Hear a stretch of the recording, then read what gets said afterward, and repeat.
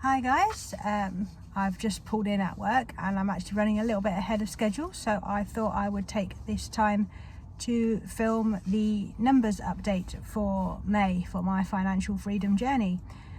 So May was a reasonably good month. I did move towards all of my goals, which is always very nice to see. I am definitely a numbers girl and I'm motivated by seeing the numbers going in the right direction. So I will just go through all my numbers with you now. So my everyday spending pot, which I use for all the little like top-up shops if I buy my lunch, it's where my gym memberships and my subscriptions and everything else come from, that I pay for. So it's kind of like all my extra spending that I have control over.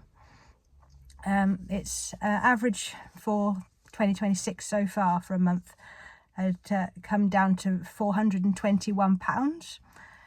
In May I actually spent 554, so it was a slightly more spendy month, but I think, as I've mentioned in a couple of my update vlogs, I did have a couple of my annual subscriptions go out in May, so that's quite helpful because I know that's what that difference is. And I think actually at least one of the annual subscriptions does actually make up the majority of that difference, so that is quite useful.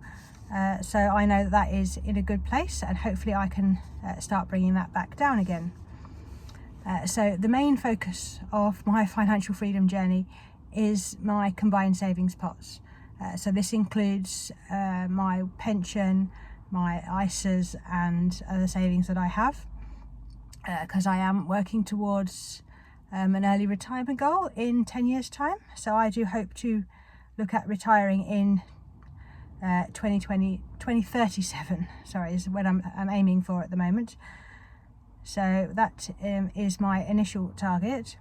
I've used our income and expenses for the last few months, or the last year or so, because I have been tracking them for a while, to come up with a financial freedom number. With that number, that actual number, I'm not willing to share on the internet, as I've said before, and I'm not sharing the total actual amount of my savings either. But I do track it by a percentage of how far along I am. And at the end of April, I was 20.3% of the way to my target. And I had an average annual growth of 0.3% a month of that step towards that target. So at the end of May, I was actually 21% up towards my target, which means I moved 0.7 towards my target this month, which is obviously a lot better than my average.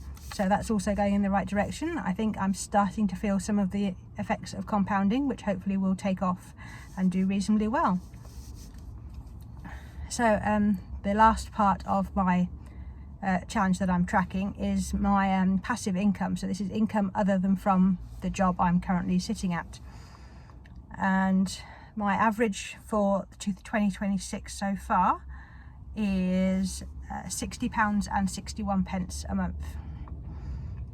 So for the month of May, I actually gained £62.41, so I am slightly ahead of that average again. This is actually slightly less than the previous month when I got £80.09. Obviously, dividends, especially from my investments, do vary. You get some in quarterly, some in monthly, and they come in on different months, and you can't always tell. My government bonus from my lifetime ISA is yet to hit.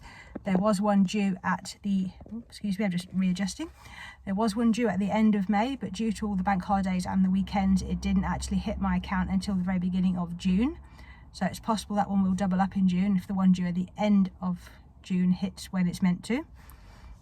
So that passive income of £62.41 did come from two sources, as I mentioned.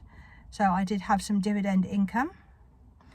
This month I got £62.21 in dividends, and that is higher than its average for the year so far, which was £60.53. So that's still another good month and an indicator that everything is going in the right direction.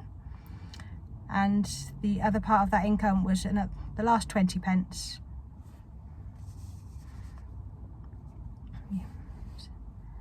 Yeah, the last 20 pence. I was just checking my math and something didn't quite look right, but yes, it was the last 20 pence came from interest from my stocks and shares ISA on the uninvested cash.